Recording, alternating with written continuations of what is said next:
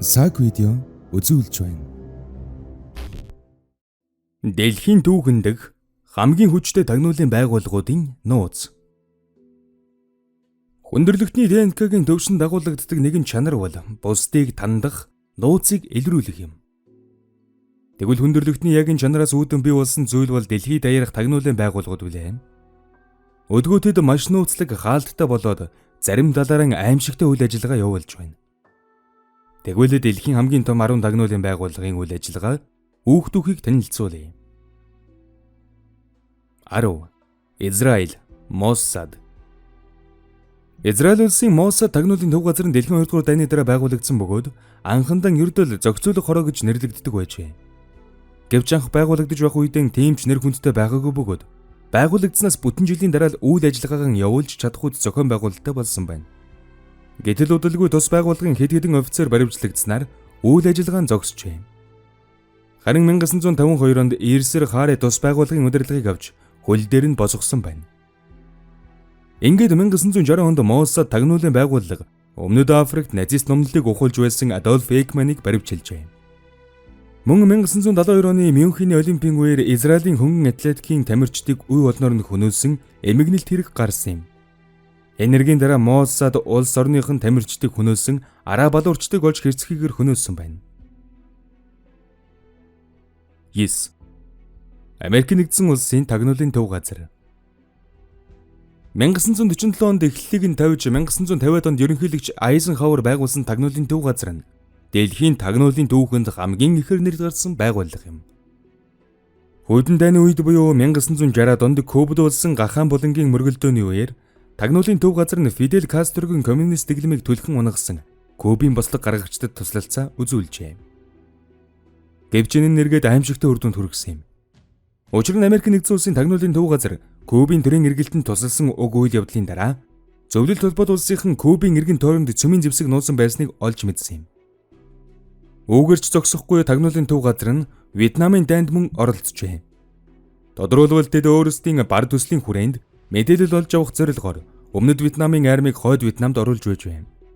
Мөн Family Jewels гэх өөр нэгэн үйл ажиллагааныхаа хүрээнд эсрэг талынхны үйл хэргийг таслан зогсоохын тулд улс оронд нууцаар хууль бус хяналт хүртэл тогтоож байсан байна. Эдгээр эргээс хойш 1980-ад онд Ираны эсрэг үйл ажиллагааны зарим хэсэгт оролцож байсан бөгөөд үүнээс гадна 9-р сарын 11-ний Америк нэгдсэн улс дахь террорист халдлагын хүчийг сулруулахад ихээхэн үүрэг гүйцэтгэсэн байна. 8.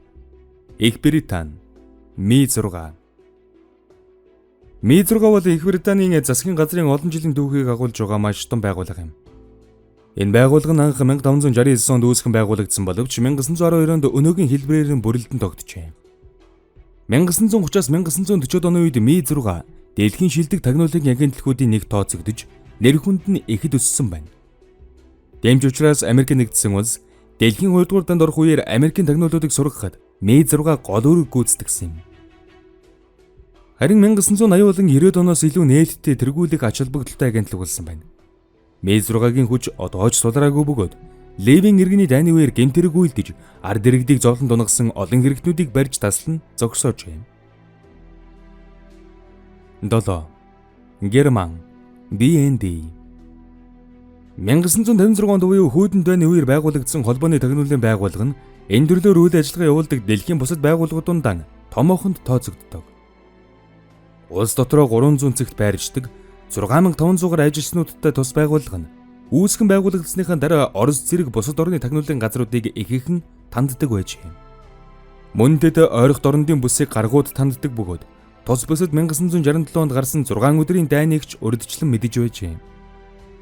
Үүнээс гадна 1972 оны Мюнхений Олимпийн үеийн терроризмыг зогсоох ажиллагаанд оролцож байсан бөгөөд үүнээс хэдэн жилийн дараа гарсан энэтхэгдэх халдлагыг биедан зогсоож байсан хүчирхэг агентлаг юм.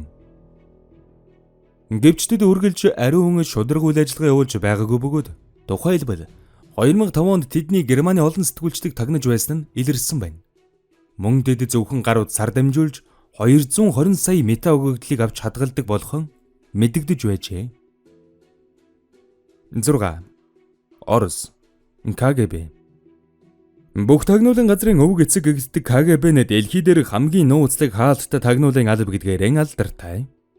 1954 оноос 1991 он буюу Зөвлөлт холбоот улс татан богдох хүртэл оршин байсан бөгөөд тэр үед КГБ-ийн дэлхийн хамгийн нэр хүндтэй тагнуулын газар байв. Хүйдэн дайны үеийн хамгийн нууц бүсэд байрлах нууц байгууллага байсан тус агентлагийг хийж байсан үйл ажиллагаа нь өдийг хүртэл энэ жагсаалтанд үлдэхэд хүргэж байв.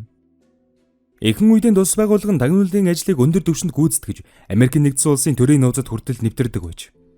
Тухайлбал хүйдэн дайны ихэнх үед зөвлөлтүүд тус байгууллагаараа дамжуулан Америкийн нэгдсэн улсын цөмийн зэвсэг үйлдвэрлэг Лос Алмосын үйлдвэрийг тагнадаг байсан аж. Мөн тэд тагнуулын системийг ашиглан 1970-ад онд Бангладешийн сонгуульд нөлөөлсөн бөгөөд 10 жилийн дараа Афганистанд мөн нэвтэрсэн байдаг. Гэвч 1991 онд зөвлөлт холбоот улс татан буугдсанаар улс орных нь байдал эмх замбраагүй болж КГБ тагнуулын агентлагч татан буугджээ. 5. Пакистан ISI Афганистан зөвлөлт холбоот улсын харилцааны нөлөөгөөр 1970-ад оны сүүл 80-ад оны ихэнх үед Пакистаны ISI тагнуулын агентлаг нь ихэнхэн алдартай байв.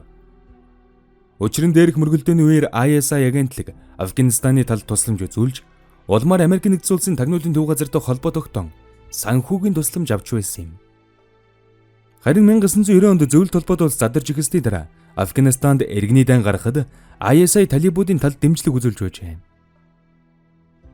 Харин ISI-ийн бусад тагнуулын байгууллагуудаас ялгаатай тал нь тэд жирийн иргэдэгч өөрсдөө элсүүлдэг байсан гэж. Үүнээс гадна ISI нь өөрийн орны сонгуулийн ажилд нөлөөлж Пакистаны банкны эцэдээс хууль бусаар мөнгө авдаг хэмээн буруутгагдж байжээ. 4. Америк үндэсний аюулгүй байдлын агентлаг NSA Америк нэгдсэн улсын хамгийн том хүчирхэг тагнуулын байгууллага бол дээр дурдсан тагнуулын төв газар юм. Харин үндэсний аюулгүй байдлын агентлаг нь түүнээс арай бага, магадгүй дүүнэ гэж хэлж болох юм. NSA-ний дэлхийн 1-р дайнаар тагнуулын байгууллага хичнээн чухал болохыг нотолсны дараа буюу 1917 онд албан ёсоор байгуулагджээ. Байгуулагдсныхаа дараа Америк нэгдсэн улсын гадна болж буй нууц мэдээллүүдийг олж телеграфаар дамжуулахтан гаргууд байжээ. Мөн 1930-ад онд Японы эзэнт гүрэн өргөжин дэлгэхэд NSA тусалсан юм. Ялангуяа номхон далайн бүсэд үйл ажиллагаа явуулахад нь ихээхэн хувь нэмэр оруулсан байна. Гэвч тэдний үйл ажиллагаа үргэлж эерэг үр дүнд хүргэж байгаагүй бөгөөд 1960-ад онд Тонкины болонгоос буруу мэдээлэл дамжуулснаас үүдэн Америк нэгдсэн улс Вьетнамын дайнд татагдан орсон юм. Мөн NSA-ийн иргэний эрхийн төлөө тэмцэгч улс төрийн шүүмжлэгч Джейн Фонда Мартин Лютер Кинг зэрэг олон хүмүүсийг мөрдөн тагнаж байсан арвин түүхтэй юм. 3. Хятад MSS Хятад улсын тагнуулын үйл ажиллагааны арвин түүхтэй боловч тэдний хамгийн алдартай, хамгийн хүчирхэг тагнуулын агентлаг нь 1983 оноос хойш үйл ажиллагааг нь явуулж эхэлжээ. Тэрхүү MSS буюу төрийн аюулгүй байдлын яамны өдгөө дэлхийн бараг хамгийн нууцлаг тагнуулын газар болоод байгаа юм. Энэ зууны хамгийн түгээмэл тагнуулын хэлбэр нь компьютер хакердах болоод байгаа үед MSS ч энэ тал дээр гарамгаа ажилдаг. Өнгөрсөн жил гэхэд тус байгууллагын 2 хакер 12 орны төрийн нууцад тулгаагаар нэвтэрсэн хэрэгээр Америк нэгдсэн улсын хууль зүйн яамныханд баригдсан. Мөн саяхан MSS-ийн ахмад ажилтан Америк нэгдсэн улсын нисэх хүчний болон сансрын компаниудын худалдааны нууцад нэвтэрсэн хэрэгээр Бэйлэгт баривчлагдсан юм.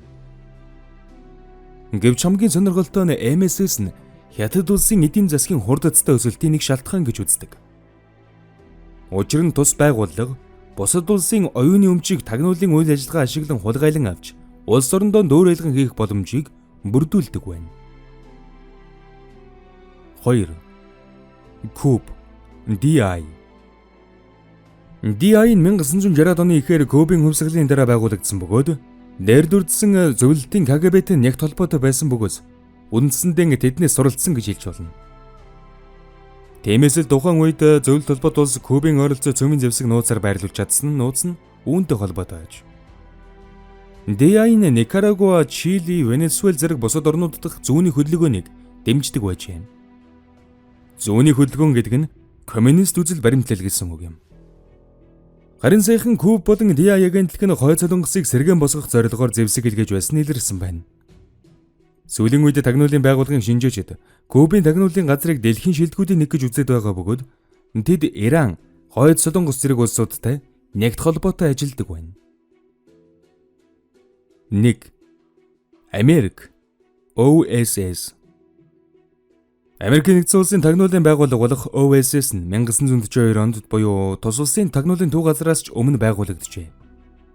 Тус байгууллага 1942-оос 1945 он хүртэл ердөө 3 жилийн хугацаанд олон ажлыг хийж гүйцэтгэсэн байна. Тухайлбал дэлхийн 2 дугаар дайны үед Герман гол анхаарал хандуулж байсан бөгөөд OSS нь оргил үедээ 24 мянган хүнийг ажилуулж, гадаад дайснуудынхаа талаарх маш олон чухал мэдээллүүдийг олж, эх орондон элгээж байжээ. Хожим OSS дэлхийд даяар 7500 гаруй агентлагт болтлон өргөжн тэлсэн юм. Гэвч 1945 онд буюу хүйтэнтэн эхэлснээр илүү их ажиллах хүч шаардах болжээ. Тиймээс энэ үед OSS-ийн үйл ажиллагааг зогсоосон ч энэ мэдээллийг нууцлсан байна. Харин 2 жилийн дараа буюу 1947 онд тус улсын шин тагнуулын байгууллага болох Тагнуулын төв газар үйл ажиллагаагаа явуулж эхэлжээ.